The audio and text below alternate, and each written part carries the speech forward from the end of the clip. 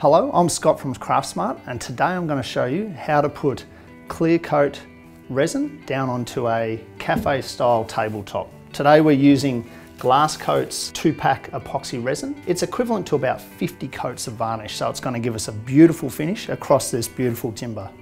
To fill the voids in this timber, we've used a GlassCoat's epoxy resin, and we've used a concentrated epoxy dye in the resin to give it the colour. All of the voids have been filled by the same colour, believe it or not. That's it there. It's just a lovely translucent blue. So these darker ones here, it's just the colour straight into the void of the timber, and we'll put a little bit of aluminium metal powder in there to give it a bit of jazz as well. These ones here that have a really beautiful sea blue colour, I've painted a off-white colour just on the timber underneath the resin, and it's really made the colour really stand through. Over here, there were some really deep crevices in the timber, and I've put in just a clear resin. When putting resin into a timber top, you may need to fill up the voids a second time as it seeps into the timber and seeps into the cracks. And sometimes those cracks go quite deep into the timber. I've rounded the edges of this tabletop because I want the resin to flow down the side and cover the sides as well as the top. Okay, it's time for the exciting bit. We're going to use the GlassCoat clear resin down on the top to cover the top and the sides. I've got my gloves on.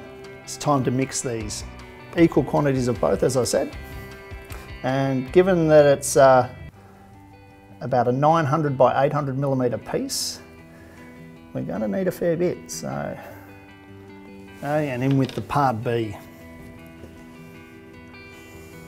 Okay, grab me rather large stirring spoon here, but perfect for the job. And it's a good idea just to mix in one direction. Because we have a large container of resin here, it takes a good amount of stirring, probably a couple of minutes, to make sure we get the two parts well mixed together.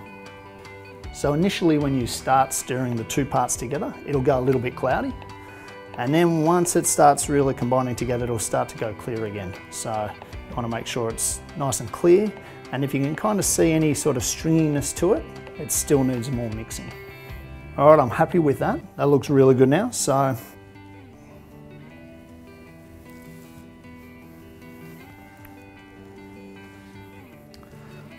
I've put down what I think's the right amount of resin. I've saved a little bit left in the container because with the timber having the voids in it, it might seep into those and we just need to top it up a little bit. So it's always a good idea just to save a little bit. All right, so we've got a pretty good cover. We're flooding it across because we want it to self-level, but just to give it a little bit of a helping hand, we're gonna just push it around a touch.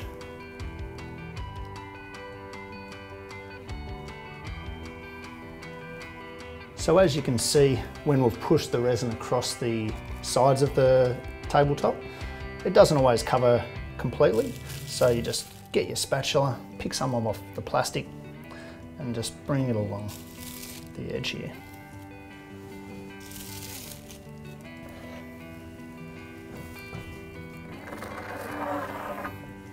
All right, now I'm pretty happy with that. So now it's time to get your blowtorch and give that a good torching to get the air bubbles out.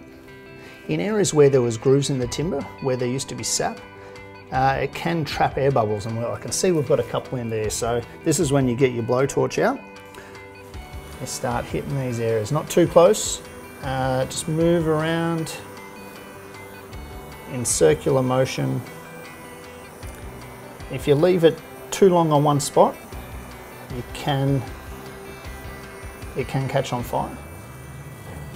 So we're just about there with our tabletop. As you can see, it looks fantastic.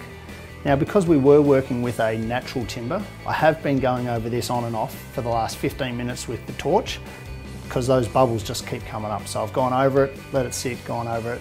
What we're left with is this really high gloss finish from the GlassCoat product. And now we just need to leave it for 48 hours and it's ready for legs and ready to go straight into a cafe or something like that to show off your work.